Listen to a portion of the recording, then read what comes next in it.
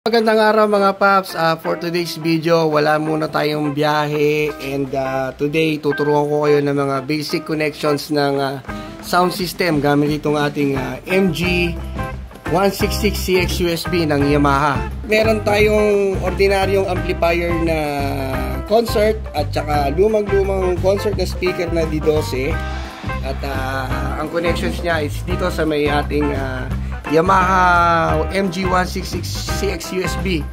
So, onti na lang kaming meron nito dahil ito ang tagal-tagal nito, pero nakita nyo naman hanggang ngayon buo pa. So, 16 channel to na mixer. Tapos, ang connection nyo bale, nag-ano tayo dito sa amplifier, nilagay ko siya dito sa tape, from tape going to dito sa pinaka-main niya. So, yan yung pinaka-master niya at ito yung kanyang volume control. So, ito yung master volume, ito yung left and right channel niya. Ngayon, ang TV natin, para tayo magkaroon ng video okay, kasi itong video okay ko, pwede naman yan, tap mo rin dito.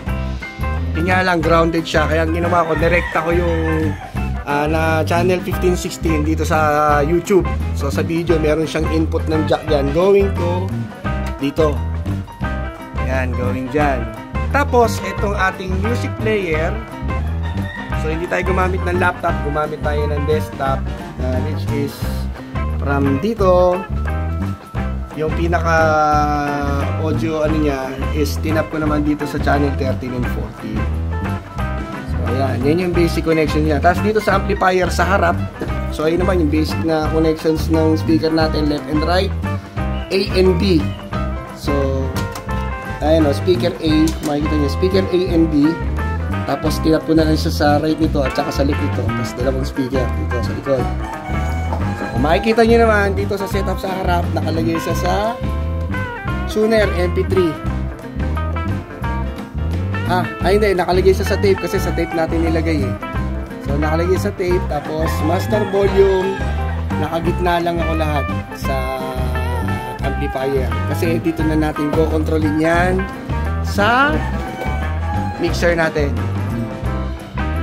So, dito, gamit din tayo ng isang channel ng mic na wired. So, hindi na ako nag-assemble ng wireless. So, una nating testingin ay yung yung sa player, sa computer. So, volume tayo, gitna, left and right, gitna, computer. Ito yung volume ng computer. Tapos, gumamit tayo ng virtual DJ. Ito, testing. 3, 2, 1.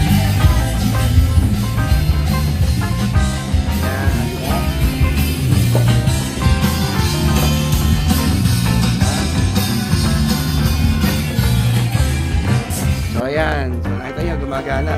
So, kahit ganito yung kaluma, yung speaker natin, kaya natin patunugin niya ng maayos at maganda. Dahil maganda naman tong ano na to, tong klase ng ng Yamaha na to. So, testingin naman natin yung kanyang microphone. So, baka mag-feedback. Test. Hello, mic test. Check mic 1, 2. Meron din yung effects. So, ito yung effects volume niya. So, tataas lang natin yan. Hello, sound check. Hey, 1, 2.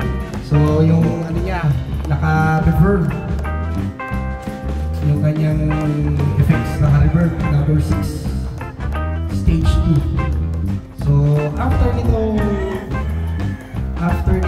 testing natin ng video, i-testing naman natin yung video mismo dito naman sa channel ng YouTube. Tagalin natin effects. So, yan. Testingin natin dito YouTube going to another channel naman dito. So, volume natin.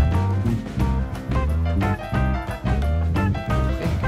So, ayan mga paps, yan yung setup natin. Dalawang D12 speaker, basic amplifier, YouTube sa TV, going to mixer, at saka computer, going to mixer. So, hiwa-hiwalay na yung volume niya. So, madali mag-control kung ano gusto mong paganahin. So, testingin natin yung video okay. Video okay.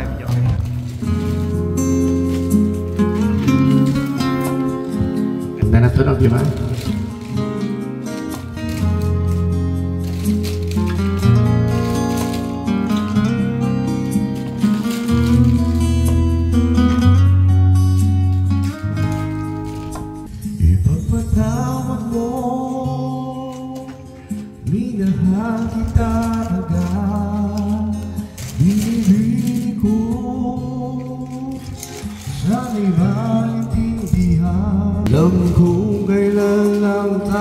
tayo nagkatagpo, ngunit para lang sa'yo ayaw na lumayo. Ipagpatawad mo na kung may naguguluhan, di ka masisi na ako ay pagtakang di na dapat ako pagtiwalaan. Alam ko kailan lang tayo nagkatagpo, ngunit para lang sa'yo ayaw nang lumayo. Ipapatawad mo ako may naguguluhan.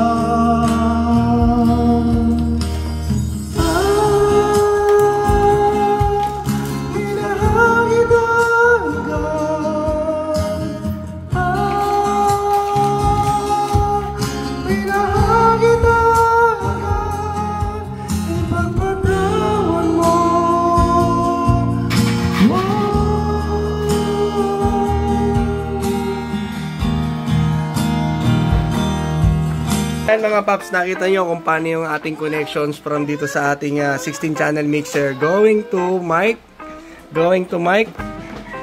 computer and YouTube to TV, at yung connections ng ating master volume going to amplifier. So yun, very basic basic connections lang to ng sound system. So sa mga nagbabalak na magbuo, pwede naman kayong bumili ng mga 6 channel or 8 channel or kung pambahay lang. Ito kasi pang commercial na to eh. So ito yung mga lumang gamit natin na tinesting natin kung buo pa dahil matagal na natin hindi nagagamit. So yan ang advantage ng branded yung mga gamit. Pagka kahit gaano katagal mo siyang hindi gamitin at gaano katagal mo na siyang ginagamit, hanggang ngayon buo pa, wala pang problema. So yan lang mga paps, share ko lang sa inyo kung paano ang magkabit ng basic sound system or videoke or music player gamit ang ating Yamaha MG166CX USB.